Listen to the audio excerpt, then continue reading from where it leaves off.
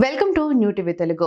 $180 billion ఎకానమీగా ఉన్న ఆంధ్రప్రదేశ్ రాష్ట్రాన్ని $240 trillion ఎకానమీగా మార్చడానికి కృషి చేయాలని ఆస్ట్రేలియాలోని తెలుగు వారికి రాష్ట్ర విద్యా ఐటీ శాఖల మంత్రి నారా లోకేష్ పిలుపునిచ్చారు.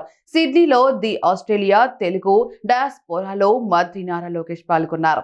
ఈ సందర్భంగా ఆయన మాట్లాడుతూ తనకు గూగుల్ ఎంత ముఖ్యమో ఎంఎస్ఎంఈ కూడా అంతే ముఖ్యమన్నారు. 50 కోట్ల రూపాయల పెట్టుబడి పెట్టి నిరుద్యోగులకు ఉద్యోగాలు కల్పిస్తే మీకు అండగా నిలుస్తానని ఈ సందర్భంగా వారికి నారా లోకేష్ స్పష్టం చేశారు. ఇక్కడికి వచ్చి మాట్లాడుతున్నానంటే ఆస్ట్రేలియా ప్రభుత్వమే ఇందుకు కారణమని ఆయన పేర్కొన్నారు.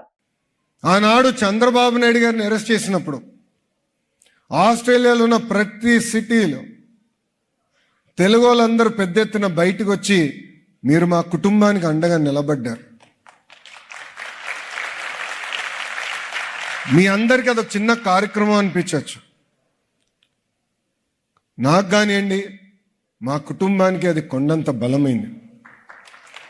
నేను ఎంత చెప్పినా తక్కువే.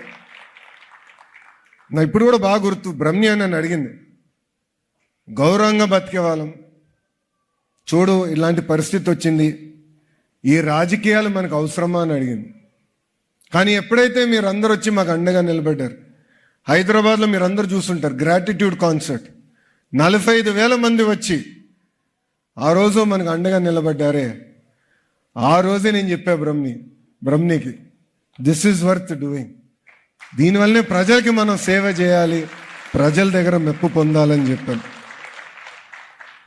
అంతేకాదు 2024 ఎన్నికల్లో సొంత రాష్ట్రాన్ని కాపాడేదానికి ఇదేదో తెలుగుదేశం పార్టీ ఎన్నికలో, జనసేన ఎన్నికలో, లేదంటే భారతీయ జనతా పార్టీ ఎన్నికల్లాగా మీరు చూడలా. ఇది మీ సొంత ఎన్నికల్లాగా చూశారు. అంటే మీరే ఒక ఎమ్మెల్యేగా, ఎంపీగా నిలబడితే ఎంత కష్టపడతారో ఇక్కడున్న ప్రతి వ్యక్తి కష్టపడ్డారు. మీలో చాలా మంది రవి గారు ఆనాడు పిలిపిస్తే పెద్ద ఎత్తున ఫోన్ కాల్స్ చేశారు. కొంతమంది 4,000, 5,000 మందికి ఫోన్ కాల్స్ చేశారు. కొంతమంది పనులను ఆపేసుకుని తిరిగి మీ నియోజకవర్గం, అంటే జన్మించిన నియోజకవర్గానికి వెళ్ళి అక్కడ ఎమ్మెల్యే ఎవరో పట్టించుకోలేదు, ఎంపీ ఎవరో మీరు పట్టించుకోలేదు, కూటమి గెలిపించాలని అహర్నిశలు కష్టపడ్డారే. దాని ఫలితమే 94% సీట్లు ఈరోజు కూటమి ప్రభుత్వం గెలిచింది. గెలుస్తోంది నాకు తెలుసు, డేటా చూసినప్పుడు గెలుస్తోంది తెలుసు. కానీ ఇలాంటి వేవ్ వస్తుందని ఏనాడు మేము ఊహించలేదు. దాని వెనకాల ఇక్కడ ఉన్న ప్రతి వ్యక్తి కష్టం ఉందని ఈ సభాముఖంగా మీ అందరికీ నేను తెలియజేస్తున్నాను. మీరు మాకు అద్భుతమైన మ్యాండేట్ ఇచ్చారు. 50 మంది శాసనసభ్యులు ఫస్ట్ టైమర్స్, దాంట్లో నేను కూడా ఫస్ట్ టైమర్ని. 25 మంత్రుల్లో 17 మంది మంత్రులు ఫస్ట్ టైమర్స్. అంటే ఒక కసితో, ఒక పట్టుదలతో రాష్ట్రాన్ని అభివృద్ధి చేద్దాం.